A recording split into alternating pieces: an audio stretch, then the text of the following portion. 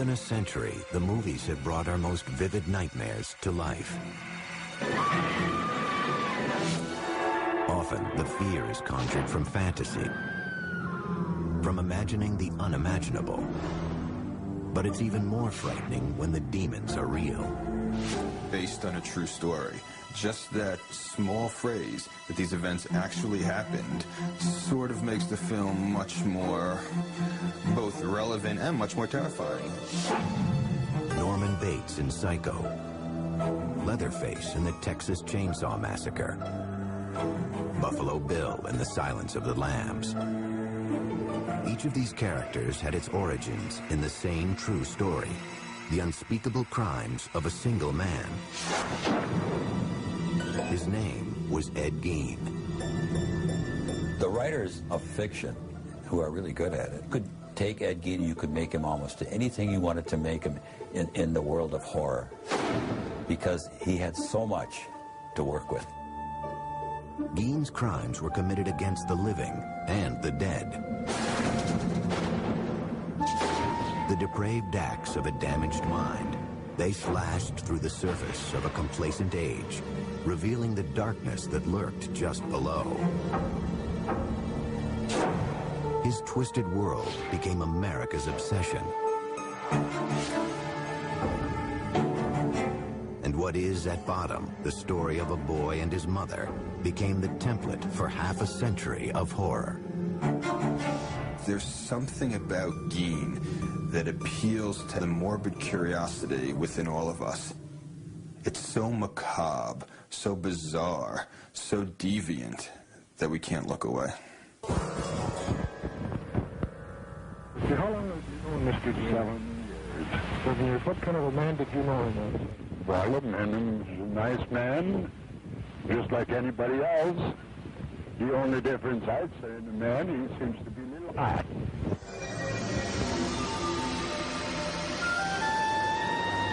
No one ever claimed that Plainfield, Wisconsin was a small-town paradise. In the fall of 1957, it was home to about 700 people, a quiet, hard-working place on the windswept flatlands of central Wisconsin. They had the main hardware store for that area, a food market. They had a restaurant or two, a saloon. There was nothing that would distinguish it from, probably 100 other communities in Wisconsin. That all changed over the course of one cold weekend, with a mysterious disappearance and a shocking discovery.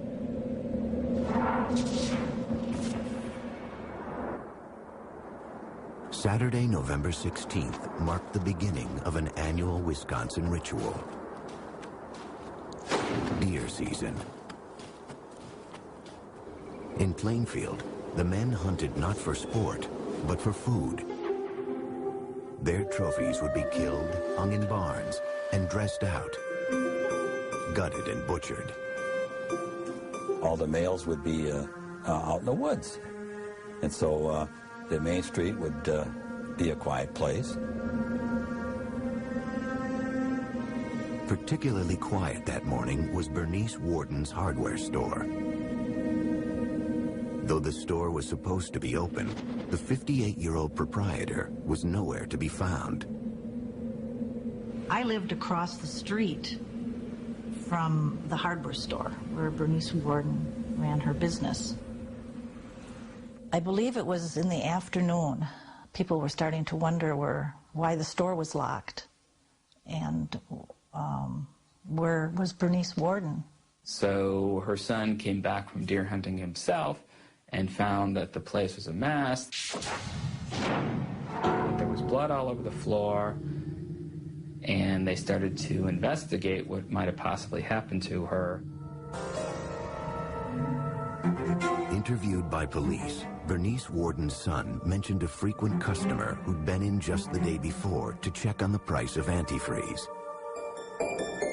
Ed Gein, a 51-year-old bachelor who lived in an isolated farmhouse outside of town. Everybody had a role to play in this town. And I think that Ed Gein was recognized probably not as the village idiot, but as a village oddball, I would say. That evening, about 2 hours after Bernice Warden was reported missing, Sheriff Art Schley headed out with another deputy to Ed Gein's farm. If you ever wanted to have a Halloween party, that would be a great place for it. It was a spooky house out in the edge of town, and it was dark, and there wasn't a sign of life there. The doors of the house were locked, so the officers decided to take a look inside the woodshed. They went in investigating with flashlights. It was pitch black because there was no electricity and no lights. And one of the lawmen felt something bump against his shoulder. He turned, shined his flashlight on it, and indeed, there was Bernice Warden, hanging from the rafters, upside down with her head off and gutted like a deer.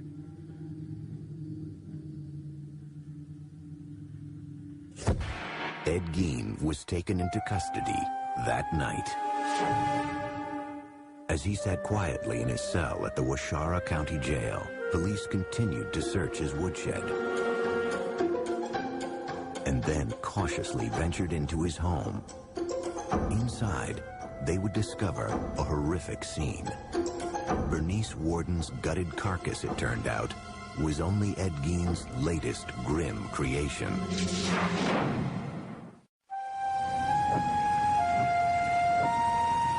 On November 16, 1957, the quiet farming town of Plainfield, Wisconsin, was abuzz with rumors about the murder of one of its residents.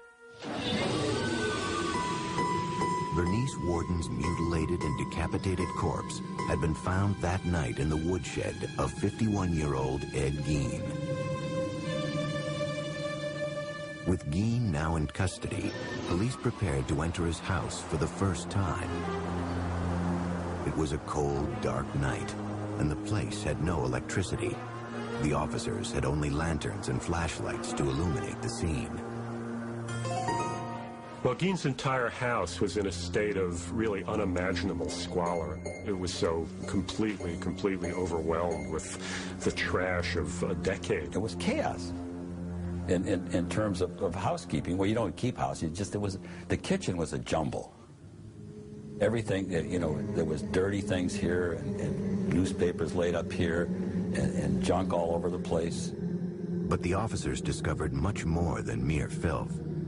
In plain sight, scattered throughout the house, was a ghastly array of human remains. Investigators were completely stunned and appalled to discover this incredible collection of human body objects. And among the things they found were bowls that had been made from the tops of human skulls. And then they found what looked like trinkets, but it was like a string of nipples from breasts, all on a string. They found a shade pole that was made from a set of women's lips. And they had found other body parts there. Then you'd go out into what would be like a living room, and they found furniture, a lampshade that was made out of human skin, chairs that were upholstered in human skin. They found face masks. Gein had apparently flayed the skin from the heads of the victims and preserved them and stuffed them with paper and hung them on the wall as decorations. Each disturbing discovery seemed to top the previous one, until finally, one officer came upon a brown paper bag. He opened the paper bag and saw a hank of human hair, and as he himself later described it, he said he had no idea what possessed him to do it, but just sort of reflexively, he reached in and pulled this thing out. To his horror, he discovered it was a woman's face. Worse yet, it was someone the cops recognized, a local bar owner named Mary Hogan, who had gone missing 3 years before. For 30 hours, the man apparently responsible for this gruesome spectacle sat in his jail cell, refusing to speak to investigators. Finally, they confronted him with Bernice Worden's corpse. And with that, Ed Gein began to come clean. He was perfectly happy to cooperate with the police. You know, all he asked for was a slice of apple pie with some cheddar cheese on top of it. And according to the investigator, Ed ate the thing, and after that he told them anything they wanted to know. They said, well, what's all these body parts in here, Ed? You know, how many people did you kill? All the dead stuff in his house, they just assumed that it was like murder victims. All told, Gein would confess to only 2 killings: Bernice Worden and Mary Hogan. The rest of his grisly artifacts, he said, were crafted from corpses he had stolen from local cemeteries.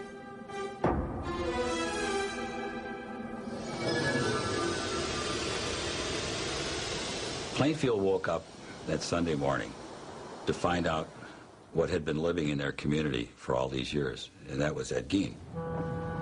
My dad, he couldn't tell us what had happened. He just said, I want you to come in and watch the news tonight with me. And the news came up on the television. He was the person. I just said to my dad, oh my gosh, that's Ed. We were all upset. We were all devastated. We were horrified about what had happened. It was a terrible, horrible thing. It was just such a complete shock, I guess. It was something that was a little bit difficult to talk about. It wasn't just the murder of Bernice Worden that was so disturbing. It was the other terrible things that he did that was upsetting so many people. I mean, this is a guy who had been living in their community almost all his life and been a babysitter for their children, had been eating at their table. Well, look what he did and how he did. They couldn't believe it. Well, I figured he was just perfectly harmless and rather simple. Plainfield's shock would soon be America's. Almost immediately, hordes of reporters descended on the town. It was the beginning of Ed Gein's transformation from anonymous psychotic to cultural icon. And it could all be traced back to the story of his childhood. Because in the words of Norman Bates, a boy's best friend is his mother. In November 1957, the gruesome tale of Ed Gein was making headlines across America. The country's morbid fascination with the man the papers were calling the Mad Butcher of Plainfield was not lost on author Robert Bloch, who was living in Wisconsin at the time. It was exactly the time that the Gein case was breaking in the newspapers, and Bloch immediately recognized that it would be a wonderful basis for a horror story. The result was Bloch's 1959 novel, Psycho, which Alfred Hitchcock would bring to the big screen the following year. The story of Psycho is the story of Norman Bates, a single, deeply disturbed mama's boy, for lack of a better word, who runs a hotel and murders unsuspecting young women who cause him to have any sexual urges or impulses. One of the main things that Bloch took from the Gein case was the psychological relationship between Norman and his mother, which very much parallels that between Annie and his mother. Augusta Gein had been dead 12 years when police entered the house she had once shared with her son. As they worked their way from room to room, searching for clues that might explain what would drive someone to commit such crimes, they came upon a doorway that had been boarded up. And by that time, of course, they had seen so many horrific things, they had no idea what they were going to discover behind the doors of this room. And when they broke it down, what they discovered was that it was a room that was kept in a state of perfect, pristine preservation. And that turned out to be the room of Ed's mother. The bed was made. There was a table, night table, had a Bible on it. The room was very dusty, musty. The wallpaper was sort of a rose-tinted thing, but it was all kind of discolored. And that was his shrine to his mother. After his arrest, Ed Gein underwent a month-long court-ordered psychological evaluation. It was here that a picture began to emerge of life behind closed doors on the Plainfield farm, and Ed Gein's descent into madness.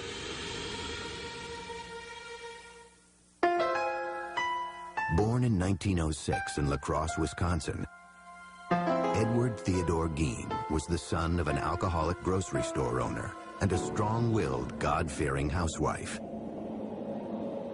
When he was 8, his mother Augusta insisted that the family leave their La Crosse home.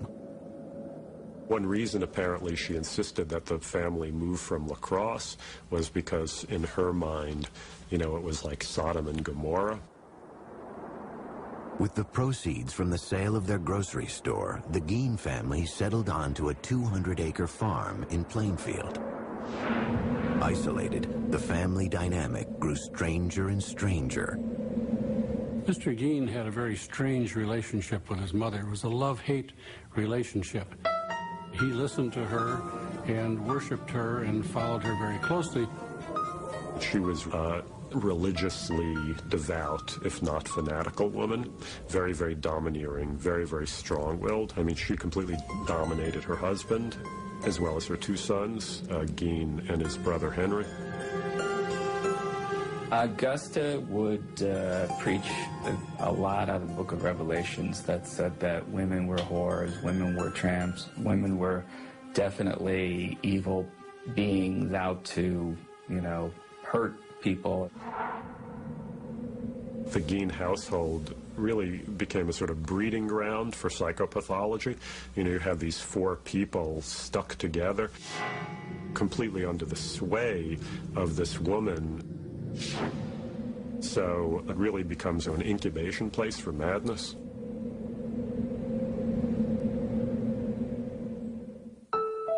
Gein attended school until the age of 14. An unremarkable student, his IQ would later be tested as average.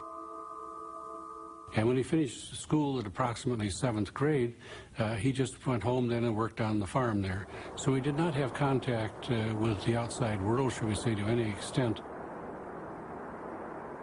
In 1940, when Ed was 34, his father died of a heart attack. Now it was just Ed, mother, and older brother Henry. I think Henry was probably a genteel man who worked hard on the farm and tried to please his mother as well.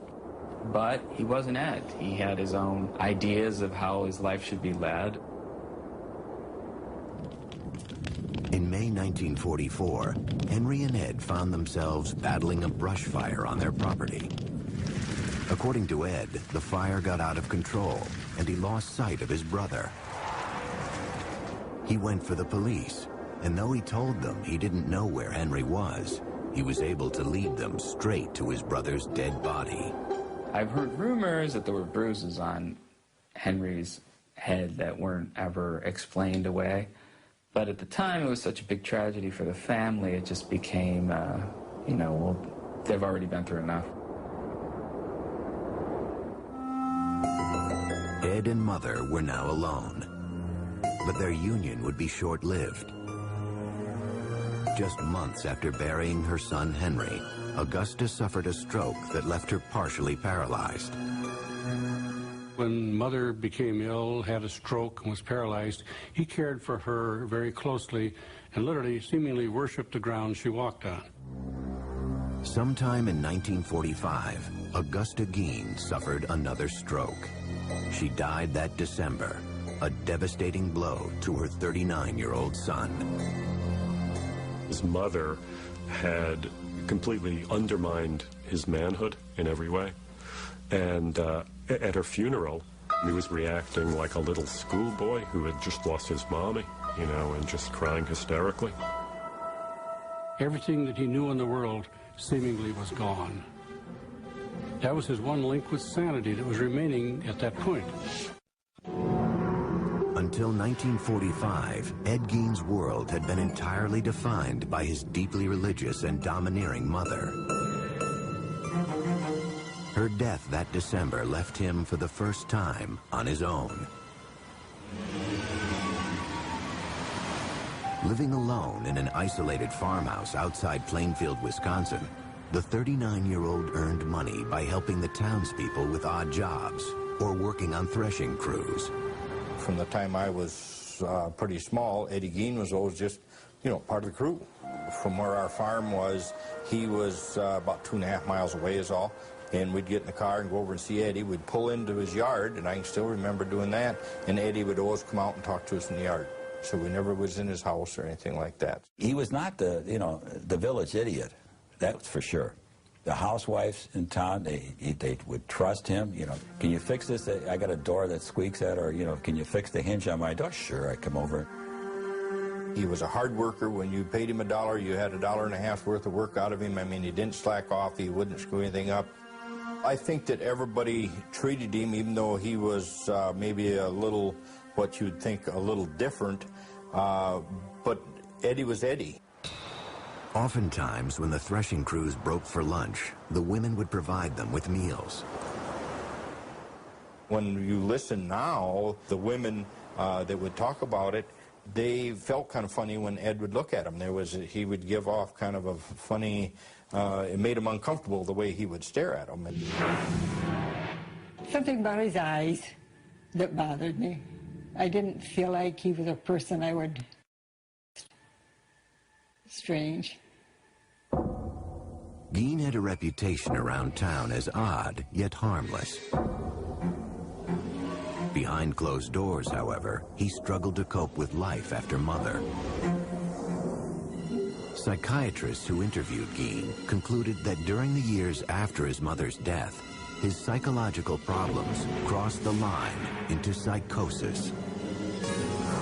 Mr. Gein's mother's death affected him tremendously. He had no other person to communicate with or talk with. And consequently, he just turned to his inner fantasies, his other interests, and found that without Mother, he didn't know what he was going to be doing. He would come home to this empty, decaying farmhouse. Again, that was without electricity, that was without indoor plumbing. He was completely isolated. Gein's mother had left him terrified of human contact, of women in particular. His loneliness, however, drove him to seek his own perverse sort of companionship. At some point, Gein said, he began to make nighttime raids on local cemeteries. Ed was a reader of the obituaries. He was fascinated by who had just passed away. Ed would find out when the service was going to be, where the burial was going to be, and as quickly as he could get there in the dark of night, he would go and open that grave and get that body. Mr. Gein substituted seemingly dead bodies for the activities that he had with his live mother before. If Mother was gone, he needed someone who literally could take her place. Gein took these desires to ghoulish extremes. Though it remains a mystery if he ever engaged in either sex with the corpses or cannibalism, some of the discoveries police would later make defied comprehension. There was what the police called a mammary vest, the upper torso of a woman that Gein had taken from the body and preserved and attached straps to. And then there were leggings that had been made from the skin of a woman's legs. And at times, it was reported that he would sometimes walk around with this mammary vest that he had managed to make from female anatomy, and he would attach it to his body. And apparently also sometimes take one of the female genitals that he had removed from a corpse and stick those on himself as well and pretend to be a woman. Eventually, however, violating the dead was not enough to satisfy Gein's morbid urges. It was around this time that he began patronizing Hogan's Tavern, a local watering hole owned by the bawdy, tough-talking Mary Hogan. That was one bar that hunters would, after you hunt long all day, you generally stop and have a soda pop. And I recall she was very huge and very jovial and joked a lot. Her nickname was Bloody Mary. Mary Hogan was indeed a dirty talker. She spoke in profanity like a truck driver or a sailor or whatnot. I think when Ed Gein saw Mary Hogan, he saw some kind of grotesque, dark mirror image of his mother. On the afternoon of December 8th, 1954, a local farmer stopped into Hogan's Tavern to pick up some ice cream for his daughter. He goes into the bar, and he knew immediately that something was wrong. There was blood all over the floor, and there was money on the floor, and he just turned around and beat it out of there. Mary Hogan was nowhere to be found. When Mary Hogan turned up missing, there was talk about, they said they felt she'd been murdered, and she just was missing, and they just could not find her to go to heck for it. Police explored what few leads they had. Ed Gein was never questioned. No one considered him a suspect. It was too far-fetched to imagine that the quiet, hard-working bachelor could possibly be a killer. I can still remember, somebody said, well, I wonder where Mary Hogan is. Oh, he said, she's over by my place. He said, I got her over there. And everybody said, oh, yeah, Eddie, you got her. Yeah, we know Eddie, yeah. As the leads petered out, it started to look like Mary Hogan's disappearance would remain unsolved. Until the night of November 16th, 1957, when police found her face in a paper bag in Ed Gein's kitchen. Maybe he felt he wanted to incorporate her into his home, and this was his way of bringing home a bride. But he brought her home as a corpse. As 1957 drew to a close, the people of Plainfield, Wisconsin were still reeling from the nightmare visited on their town. Ed Gein had been charged with the murder of hardware store owner Bernice Warden. But the discovery of his many other hideous offenses had brought instant infamy to Plainfield, along with a horde of reporters from around the world. This was the crime of the country at this particular November in 1957. And it just brought in basically the Western world's press. Had you ever been in the man's house? No, sir. Never been in there. I'd like to talk now. Your name? As the incident wore on and it became so much a front page issue that lots and lots of people were saying, when can it just die down? When can it go away? It was disturbing to the population. We didn't really appreciate all of the media attention. I was stopped on the street once by a reporter from England, but I just said that I had nothing to say and no comments to make, and walked on. Outside of Plainfield, a different kind of response was taking hold. The spread of what came to be known as Gein humor. Well, I believe that the jokes sort of was an outlet for how everyone felt and the fear that they felt. One of them was, what was Ed's favorite dessert? And he says, lady fingers. Ed Gein gave his girlfriend a present on Valentine's Day. It was a box of farmers' fannies, you know. There were actually people thrown out of the restaurant in Plainfield for going and ordering Gein burgers and things. On January 6, 1958, hearings began to determine if Ed Gein was competent to stand trial for Bernice Warden's murder. Doctors who had evaluated Gein testified that he suffered from schizophrenia. They said he was prone to hallucinations and delusional thinking and believed he was an instrument of God with the power to raise the dead. You know, he'll talk about the most incredible, extraordinary horrors that are totally inconceivable to any normal person, but he does it in the tone as though he's talking about going to the grocery, you know, to buy his provisions for the week. In the end, the doctors said it all came back to Mother. This is the duality of Gein. You know, part of it was a desire to have the physical presence of his mother back with him in that home, whereas obviously another part of the motivation had to do with desecrating the corpse.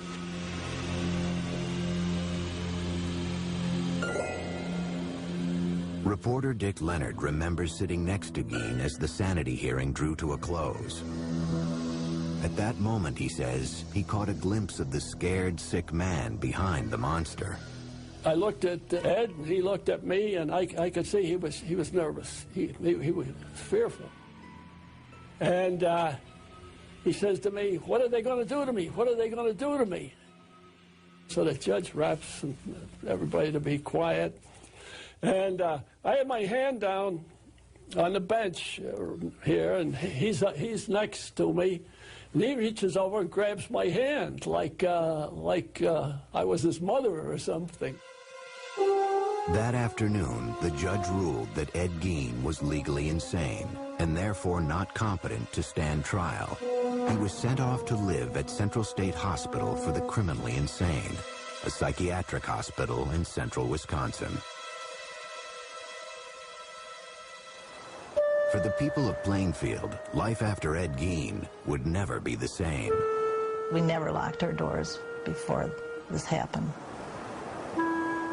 But we began to lock our doors. The 50s was an era of innocence, I believe, and it's pretty much ended that. Still, there was one last piece of business for the town to attend to. On March 30th, 1958, Palm Sunday, Gein's farm and personal effects were scheduled to be auctioned off. But in the early morning hours of March 20th, residents awoke to a strange orange haze glowing a few miles out of town.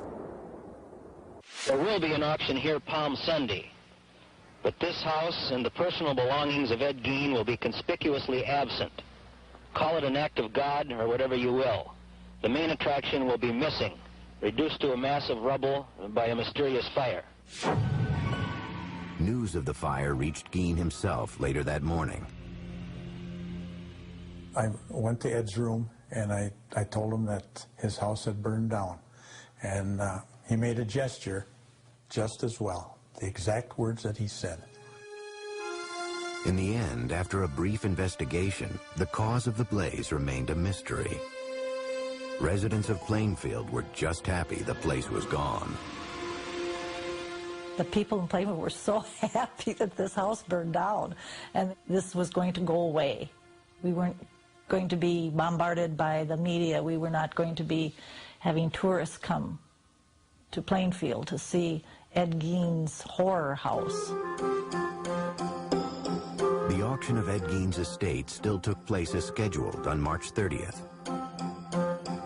Gein's grisly handiwork was not up for sale. All the human remains had been shipped off to the Wisconsin State Crime Lab. Yet that didn't stop hundreds of curiosity seekers from descending on the farm. One of the things sold at the auction was Ed Gein's car, which a very enterprising carny type immediately purchased and started to take on tour. Ed Gein's car used to show up at county fairs, like an exhibit, you know, like the two-headed cow, or, you know, the bearded person, so that that would be an exhibit that you could put a tent around it and charge admission. At Central State Hospital, staffers soon came to view Ed Gein as something of a model patient. Ed was a quiet individual. He'd go and sit in the corner in the day room, and we had some nice lounge chairs out there, and he'd read the paper there. He wouldn't converse too much with other patients. I can remember we used to play cribbage together out in the day room. There were, however, times when Gein behaved oddly. When it got, say, full moon, he would talk about women, what he'd like to do to them, and just ramble on and on, just like very incoherent. And then as the full moon dissipated, he would get more back to normal. But he always had that glint in his eye that you kind of figured there was something there that was wrong. In 1968, Gein's doctors wrote a letter to the court stating that Gein was now competent to stand trial for the murder of Bernice Worden. When he walked into the courtroom, there was dead silence. It was just, I mean, you could hear a pin drop. And then he walked in and he stopped a little bit and he bowed his head to the audience. After a 9-day trial, the judge found him guilty. The 62-year-old was sent back to Central State to live out the rest of his days. In time, Ed Gein's macabre fame would fade, yet his twisted saga would never lose its capacity to shock or its power to provoke our deepest fears.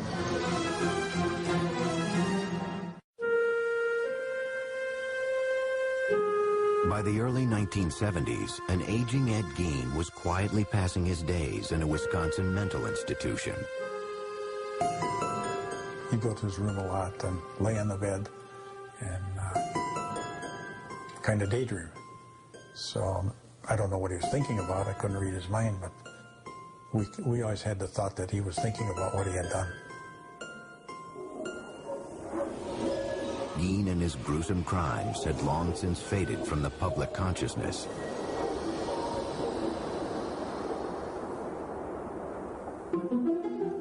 Yet the story of the so-called Mad Butcher of Plainfield had firmly taken root in the darkest reaches of the American psyche. It was a time where he became almost unlifelike, almost like he was a creature of fiction, I think. Some type of a demigod, almost. My name is Gunnar Hansen. In 1973, I killed 4 people. I was Leatherface in the Texas Chainsaw Massacre. When Texas Chainsaw Massacre was released, it played predominantly in drive-ins. And to say there was an uproar over it would be an understatement. You know, teenagers went in their cars looking for a good time. And what they were exposed to was literally 90 minutes of pure hell. Directed by Tobe Hooper, the film featured a character named Leatherface, who wore a mask made of human skin. During the filming, late one night, Tobe told me that this was based on Ed Gein, very loosely. I mean, what he said was that Ed Gein was the inspiration for the family, that if you take essentially the fact that they made furniture out of bones, that they had skin lamps, that they might be cannibals, and that Leatherface wore a mask, those characteristics were lifted from Ed Gein. What Leatherface really is Ed Gein as a little child would imagine him to be. Because these crimes were real, we had to make Leatherface into this hulking monster who wears a mask of human flesh and wields a chainsaw, instead of being the boy next door who does these horrible things. 17 years later, a different take on the legend of Ed Gein would help make the film The Silence of the Lambs a critical and commercial hit. If you look at The Silence of the Lambs, where the Buffalo Bill character is trying to make a skin suit out of women's body parts, which is something that's based directly on Gein. The killer, the grave robber, all of the things that, you know, you want to get into a good horror story, he was there. He was their source. Because the imagination could take Ed Gein anywhere, and it has. The irony is that as twisted as Norman Bates was, as terrifying as Leatherface wielding his chainsaw is, and as pathologically insane as Buffalo Bill is, Gein was worse. Gein had everything these characters had in spades. 2001 saw the release of a low-budget independent film about the life of Ed Gein.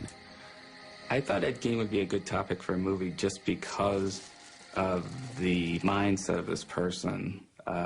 This person who lives by himself with his fantasies and with just his loneliness and his mental illness, eventually steps over the line and becomes a killer. On July 26, 1984, Ed Gein died of respiratory failure. He was 77 years old. There wasn't too much emotion at that time. There wasn't much talk going on in town other than he's gone. He's dead. Ed Gein ended up being buried in the most appropriate place for him, right next to his mother in the Plainfield Cemetery. You know, ever since her own death in 1945, it had been his great dream to get back to her, and finally in death he had achieved that. Sometime after his death, Ed Gein's tombstone was stolen from the ground. It was eventually recovered and is currently being kept in storage at the Waushara County Sheriff's Department. To this day, however, groundskeepers at Plainfield Cemetery still find flowers and letters that have been left at his grave. There's no way in the world that anyone could ever decipher completely or even intelligently what Ed was thinking or doing. It's not the nature of man to do the things that he did. It's an aberration. The fact that Ed Gein was a sick man mentally, I don't think that mattered to any of us. He did some horrible things no matter what his condition was, and so we had no sympathy for the man. Mr. Gein was an example of a monster that was in hiding. He was not known to his neighbors. He presented a facade of normality to them, and that's why he literally could have the mask of sanity over the whole situation until he was discovered. Obviously, we can never really know. To ask what made Ed Gein is ultimately as unknowable as to ask what made Mozart Mozart. You just don't know.